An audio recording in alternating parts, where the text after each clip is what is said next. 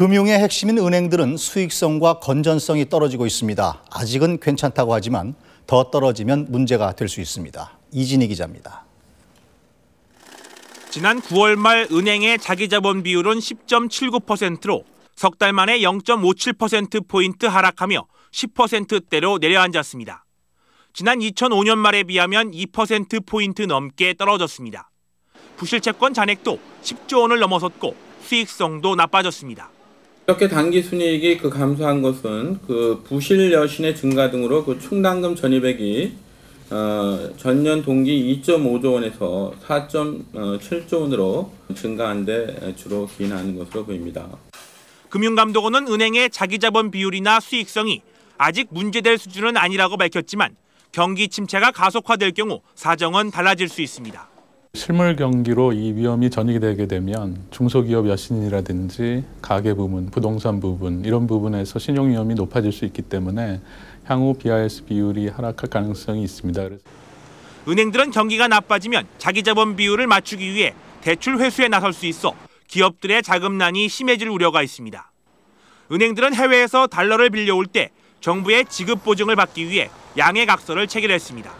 그러나 지급 보증을 받으면 의무적으로 중소기업 대출을 늘리는 것과 같은 경영 간섭을 받아야 합니다.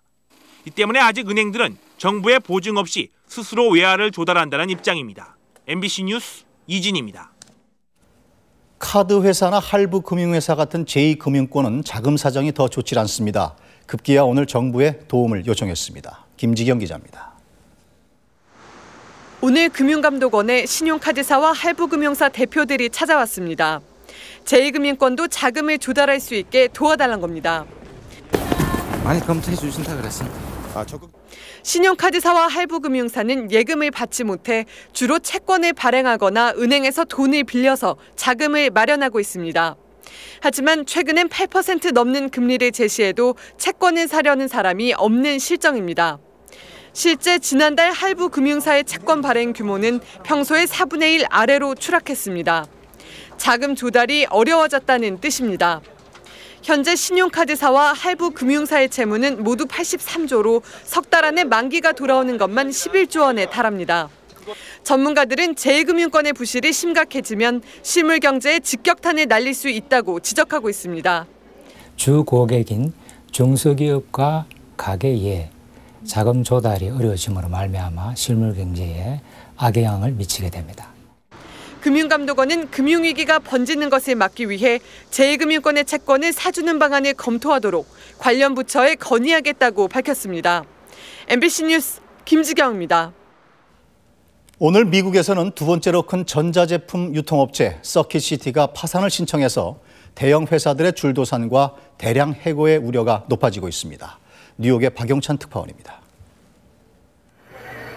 1,500개 점포를 가진 미국 내 2위 전자제품 유통업체 서킷시티가 급격한 매출 감소를 견뎌내지 못하고 결국 파산을 신청했습니다.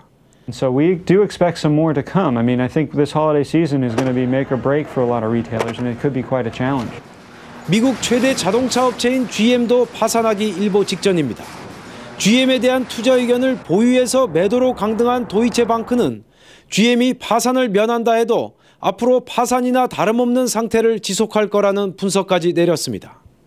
GM의 주가는 한 주당 3달러대로 60년 만에 최저치로 추락했습니다. 대형 우편화물 배송업체인 DHL 역시 미국 사업장에서 9,500명을 감원하기로 결정했습니다. Disadvantage was there, but the economy put the nail in the coffin.